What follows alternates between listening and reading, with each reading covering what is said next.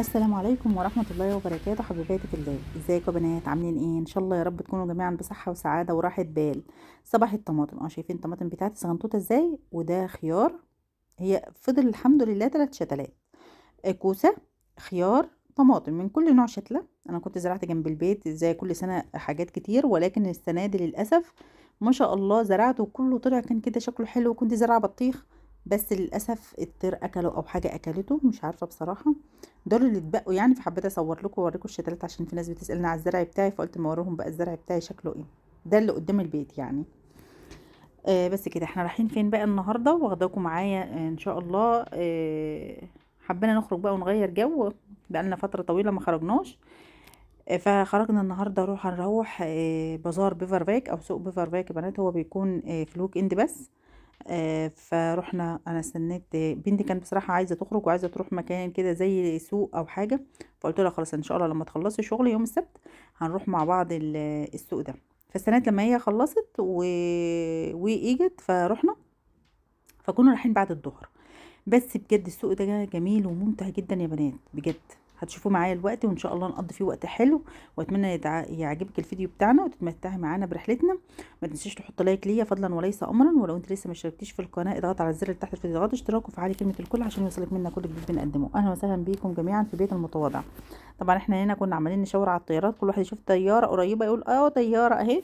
بما ان احنا كنا خلاص داخلين على المطار، شايفين احساس حلو جدا جدا جدا. كان نفسي بصراحة ادخل المطار واخد طيارة واروح اي بلد اقضي اجازة. كان نفسي في اجازة السنة دي، بس يلا الحمد لله.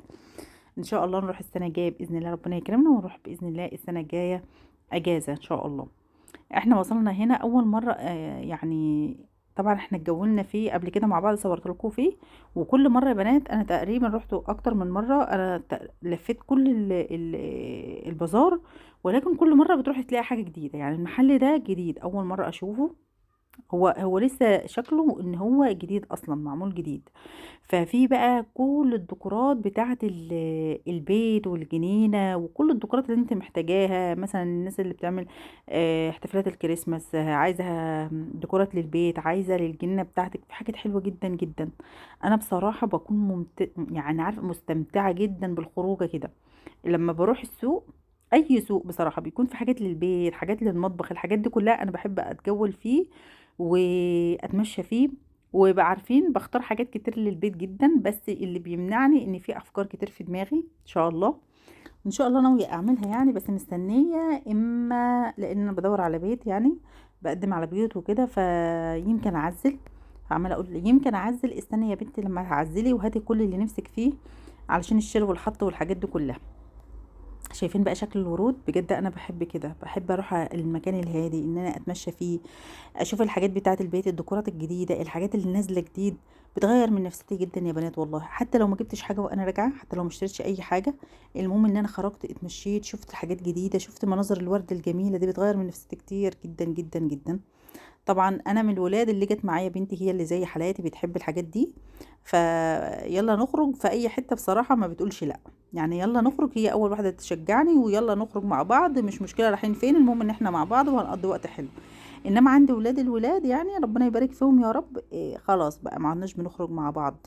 يعني نادرا لما نخرج مكان عارفين عايزين يروحوا مكان يقعدوا فيه او مكان يكون فيه لعب يلعبوا وخلاص ونرجع على كده. انما ان هم يتمشوا معاك ويروحوا مكان زي كده، لا لا لا لا, لا. انسى خلاص. خلاص ما بيحبوش ان هم يتجولوا في اي مكان، فبيفضلوا ان هم يقعدوا في البيت. فبسيبهم بصراحة براحتهم، اقعدوا في البيت، انا خارجة. انا اخرج انا واستمتع بوقتي. اللي عايز يجي اهلا وسهلا، واللي مش عايز يجي براحته خالص. صح. صح كده. بصوا بقى السجاد والوانه وجماله وحلاوته وعجبتني قوي البيضه دي بصراحه، وعجبني كل السجاد اللي هناك واشكاله بالوانه، وعجبني الساده اكتر. كان عاجبني الساده بصراحه. بس طبعا زي ما قلت لكم ان انا مأجله كل الحاجات دي ان شاء الله لما اجيب بيت جديد باذن الله، او اعزل يعني من المكان اللي انا ساكنه فيه. علشان اجيب السجاد. يعني انا شفت السجاد، اخترت السجاد من ده. واخترت الستاير كمان، بس مأجله الموضوع ده لحد ان شاء الله لما اعزل. لما اعزل ويجي البيت الجديد عشان المقاسات اللي هي الجديده باذن الله يعني. وطبعا اتجولت زي ما انتم شايفين كده في كل حاجه. احلى حاجه في السوق ده ان هو فيه كل حاجه، يعني انت لو راحه رحت يعني المكان ممكن تشتري كل حاجات خاصة بيكي للبيت، وممكن كمان تشتري تجيبي حاجات كمان في سوق الخضار. هنا طبعا ده بتاع الاكسسوارات اللي دايما بنروح، وبنتي بتجيب من عنده، بس السنة دي المرة دي يعني بصراحة ما جبناش حاجة. هي كانت جايبة اكسسوارات من شي ان او من تيمو، وكانت جاي واخوها كمان كان عندها عيد ميلادها الشهر اللي فات، فكان جايب لها برضو اكسسوارات كانت هي طلباها حلوة. ماركة بصراحة كانت حلوة جدا، فقلت لها كفاية عليكي كده بصراحة، استعملي اللي عندك. وكان عجبني قوي الاكسسوارات دي، بس انا مش عارفة من اي بلد يا ولاد، اللي عارف يقول لي. شكلها حلو جدا جدا جدا، ممكن يكونوا بيلبسوها في الافراح بتاعتهم او زي رسمي يعني، مش عارفة. عجبني قوي اشكالها بالوانها بكل حاجة تفصيلة فيها، عجبتني جدا. شايفين الاشكال بتاعتها تحفة. وطبعا لازم نعدي على حاجات البيت. طبعا انا قلت لكم ان انا رايحه متاخره، فكنت بحاول كده يعني ايه، ان انا وانا ماشيه اصور لقطات من الجوله بتاعتنا. بس انا كنت بصراحه راحه، وكان نفسي اجيب طقم قهوه. فانا جيني يعني القهوه في دماغي كده شكل معين كنت بدور عليه، ولكن للاسف ما تلاقيتوش. انتوا عارفين لما تكونوا رايحه عشان تجيبي حاجه معينه، بتفضلي حاطه الحاجه في دماغك، مش خلاص انت ما تلاقيتيش اللي انت عايزاه فتجيبي حاجه تانية، لا، لازم افضل ادور لما الحاجه يا اما اجيب الحاجه اللي في دماغي، يا اما اجيب الحاجه تعجبني قوي. فما جبتش بصراحه فناجين قهوه. بس ايه رايكم في السجاد ده؟ انا نفسي اعرف حاجه، في هنا مساحه للسجاد ده؟ فين؟ في هنا يعني في ناس بتاخد الحاجات دي تفرشها في بيوت؟ هنا في بيوت بالمساحات دي؟ يعني في صاله مثلا بمساحه السجاده دي؟ شايفين المساحه السجاده ما شاء الله اللهم بارك.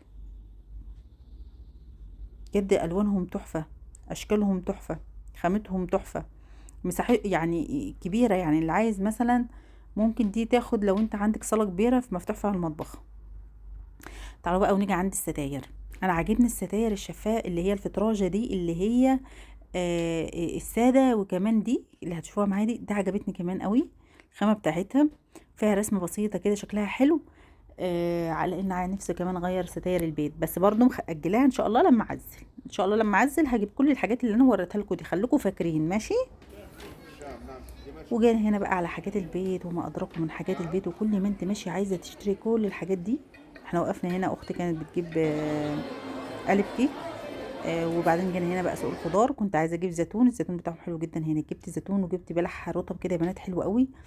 اول مره بصراحه ادوق البلح الرطب ده، لانه بلح، انتوا عارفين البلح الفطره اللي احنا بنجيبه او البلح بتاع رمضان نفسه، بس ده بقى رطب مسكر، وكان جميل حلو. طبعا هو اتاكل بألف هنا وعافيه خلص، وعايزين يروحوا تاني عشان يجيبوه، عجبهم.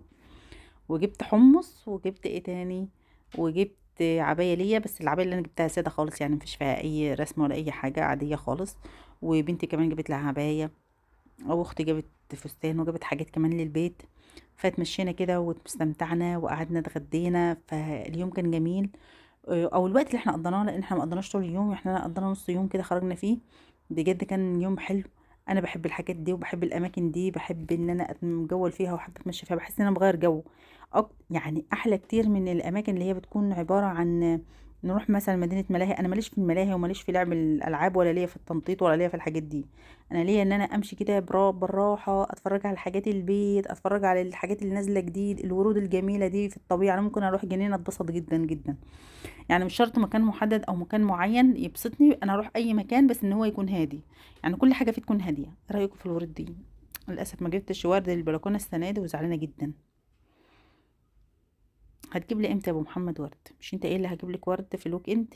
ميت ويك اند يجي امتى؟ الويك اند امتى ده اللي هيجي اللي هتجيب لي فيه ورد؟ ما علينا، نستمتع احنا بالورود والاشكال الحلوه دي. الله، جميل. طبعا احنا قعدنا هنا صورنا، واللي صور جنب الورد، واللي يعني انتوا عارفين طبعا لازم نقعد بقى نصور لنا شويه وناخد مناظر كده شويه وخلاص، وكده احنا راجعين. وحاولت اصور لكم كمان الطريق كده، الطياره واحنا راجعين كده ماشيه معانا، بجد يا سلام قمه السعاده واحنا شايفين الطياره بتنزل اكن اول مره نشوف، كنا عاملين زي العيال الصغيرين بجد. بس كده يا بنات، وكده خلص يومنا. اتمنى ان هو ينال اعجابكم، واشوفكم ان شاء الله بخير وعلى خير فيديو جديد. وما تنسوش بقى لايك وشير وسبسكرايب للقناه فضلا وليس امرا. اشوفكم ان شاء الله بخير وعلى خير.